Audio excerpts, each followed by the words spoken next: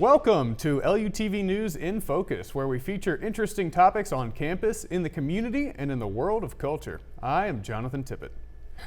Beaumont native and journalist Ian Mitra has been quite busy since leaving the Golden Triangle. The University of Texas graduate held several different positions during his 11-year tenure at the Dallas Morning News. Currently, he's the editor at the Texas Tribune.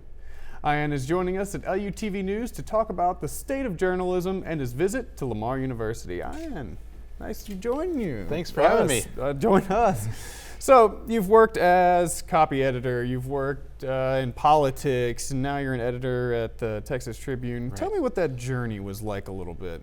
Sure. Well, going out of college when I was graduating in early 2000s, there was still a pretty good interest in reporters and copy editors, and I had a penchant for grammar, so that's the kind of the track that led me to copy editing. So, worked a lot of nights and weekends, which was fun because you ended up getting to work on a lot of stories that you normally wouldn't have. And so from there I kind of worked my way onto the politics desk, which, a big highlight of that time was covering the 2008 election, which was obviously getting a lot of attention. And so after that, I worked on the politics desk, worked on the state desk some at the Morning News. And then after a couple of years after the Texas Tribune started, a former colleague of mine became the editor, and she reached out to me about possibly joining, and I couldn't pass up a chance to work at an innovative journalism place, especially a nonprofit at that. It was just too appealing to pass up.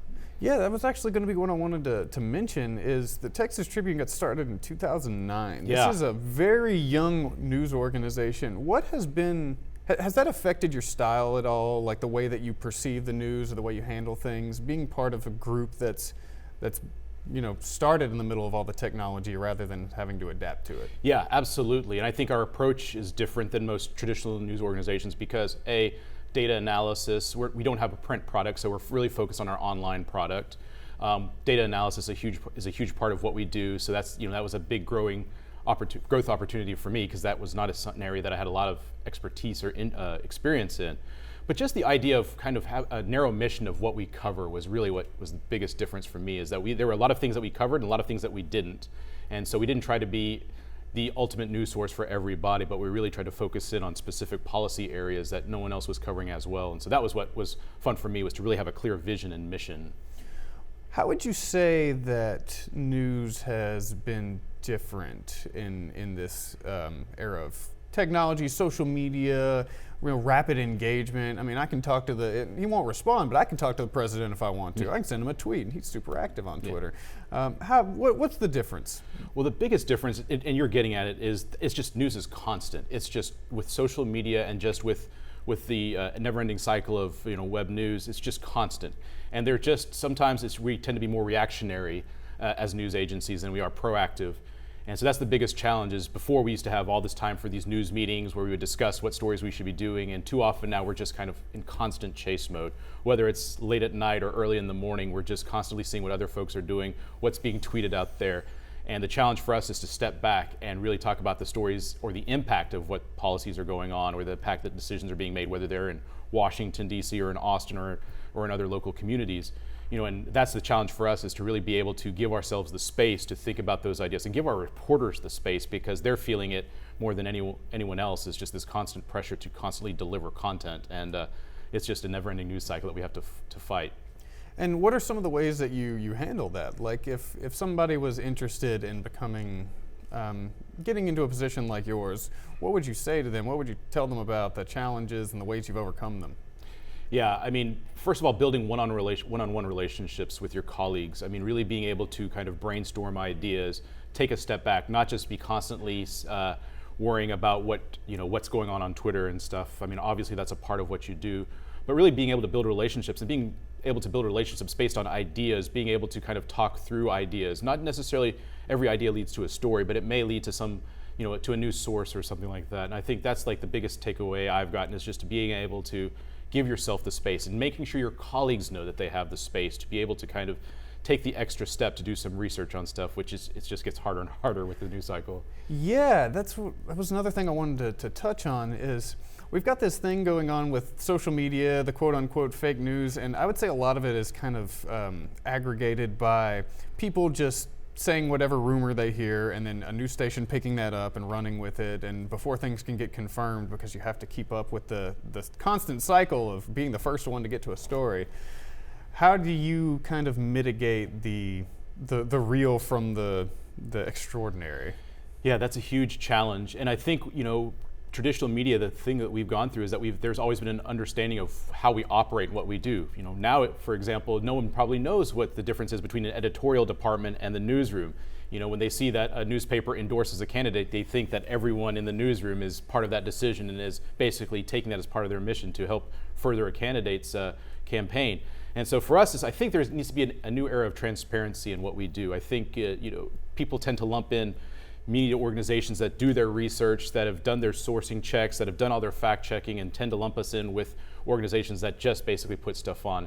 And I think one of the things we have to do, we're responsible for, is to be more transparent about the work that we do. I mean, that may be meaning we may have to post some transcripts of interviews that we do sometimes, and we may have to kind of show our work sometimes a little bit more than we're used to, because we have a responsibility too to make sure people understand why we're able to report what we do. Because when a lot of times when people read things that are quoting anonymous sources, they think that we're just kind of pulling stuff out of thin air, and they don't realize the vetting process that we do, not just within ourselves to make sure that the information is accurate, but that there's a process within the newsroom where editors are questioning everything we do to make sure that we're not putting anything out there that's not, that we cannot stand fully behind.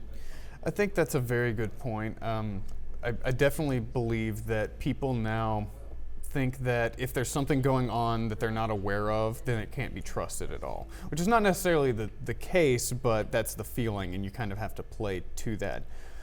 With all these changes that have been happening, are we more or less informed, like as a general culture? Do you think that we're still as in the know as we used to be? Do you think that we're not because of the fake news kind of thing? I mean, is there a way to say both to that? I think we're both more and less. I mean, I think there's a lot of knowledge surface level on a broader number of topics, but it's just the depth of knowledge about those certain topics that I think may be a challenge in terms of where we're at right now, in terms of where we've been.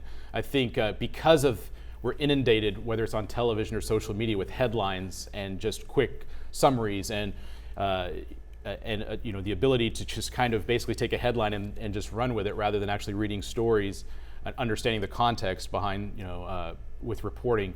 I think that's a little bit dangerous in terms of being able to say, to express your knowledge. So I think, I think across the board, there's probably more engagement in terms of headlines and news out there, but I don't think there's the depth. I think there's a lot of room to work with in terms of making sure we're getting the depth across on these headlines.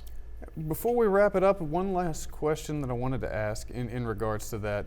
What can the average citizen do to make sure that the information that they're getting is quality? Great question. I think, obviously there are sources of news that put out their work, show what they do. Being able to not just automatically jump to your biases when you're reading a story. It's always good to be, a little bit, you trust but verify. Always, not just assume that just because you see a headline that you agree or disagree with, that it's right or wrong. Being able to just make sure you're vetting. Make sure that when you're spreading something that that you've read the story, that you've actually know why someone is putting forth the headline that they're putting on. Being a little bit, you have to have a little bit of a distrust too with certain media sources because you have to check the sourcing on stories. Make sure that when you're reading something and you're checking to see the sourcing on that and seeing the explanation of how an organization has said it reported, how it did the research. Because if someone's just stating, too often right now, opinion is getting masked as news, and if there's no original reporting in something, that's a red flag. All right. Well, thank you very much for being here. Thank you for joining us. Appreciate it. And thank you for watching LUTV News. For more LUTV News content, follow us on Twitter and like us on Facebook. See you next time.